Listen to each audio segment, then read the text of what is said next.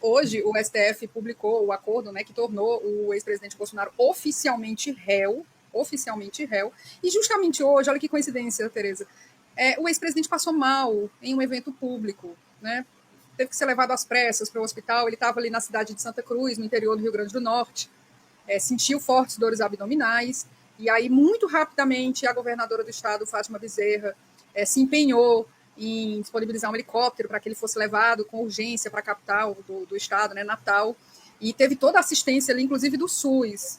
Né, o ex-presidente Jair Bolsonaro estava em um evento do PL chamado Projeto Rota 22, em que a ideia é circular pelo interior do Nordeste, com palestras, oficinas, eventos diversos, né, uma espécie de campanha de um candidato inelegível. Enfim, eu queria só, antes de te passar a palavra, Tereza, lembrar que foi, por acaso, no interior do Rio Grande do Norte, onde o ex-presidente foi atacado por abelhas.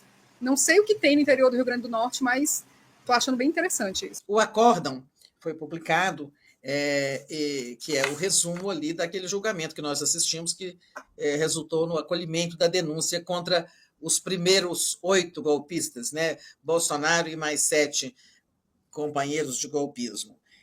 Mas o Supremo também, a primeira turma, abriu a ação penal. E a ação penal, podemos já memorizar, é a P2668. Tá? Nós vamos falar muito esse número. Isso significa o seguinte, que o Supremo está fatiando, né, o processo, então haverá essa ação penal 2668 envolvendo os 4, ela já vai começar a tramitar, né, o acórdão publicado, a ação penal aberta, então agora vem a chamada instrução do processo, né? Aí começa todas aquelas fases que nós sabemos, apresentação de defesa, audição de testemunhas, e tudo vai indo até as alegações finais, quando a defesa apresenta suas últimas alegações e a acusação também. Todos nós sabemos que o Bolsonaro tem desprezo pelo SUS, né? Imenso desprezo. Então, a gente viu, aí como assim, o mundo dá muitas voltas, aqui se faz, aqui se paga, aquelas coisas todas. Ele precisou do SUS para ser socorrido. O ministro Alexandre Padilha da Saúde fez uma postagem aí, ironizando, né, o fato de ele ter sido usado, socorrido com uma ambulância do SAMU, o SAMU, que é uma criação do governo Lula II, né, foi quando foi criado o SAMU. Antigamente, as pessoas não olham muito para trás aqui no Brasil. A gente precisa sempre olhar para trás para ver como melhoramos, né? Quando o SAMU não existia, né, assim, alguns hospitais dispunham de alguma ambulância para fazer um transporte de doente, mas não existia um serviço de transporte de doentes para recolhimento ou também para entrega, né, do paciente, quando ele deixa o hospital e tal. O SAMU foi uma das coisas um dos grandes saltos de qualidade que houve no SUS, né, no segundo governo Lula. Então, teve isso, e teve lá, acho que a governadora Fátima fez o que devia mesmo, colocou um avião à disposição, deu toda a atenção que ela podia ao Bolsonaro, que está lá com mais um problema, que dizem que é da facada e tal, mas não tem nenhuma gravidade maior, né? Parece que ele tem uma sequela ali que de vez em quando provoca reações, dores abdominais e tal. Em suma, acho que isso aí a Fátima fez o que tinha que fazer mesmo, né? Imagina, vai dar pretexto para ele falar que ficou no Bolsonaro, que ficou no Rio Grande do Norte, não foi socorrido, não sei o quê, e ainda falar mal do SUS que ele ia fazer isso. Agora ele nem pode fazer, será que ele fez um agradecimento ao SUS, né? Duvido, né? Já pensou, né, Florestan, se ele trata se a governadora Fátima Bezerra o trata como ele tratava os governadores do Nordeste durante a pandemia, né?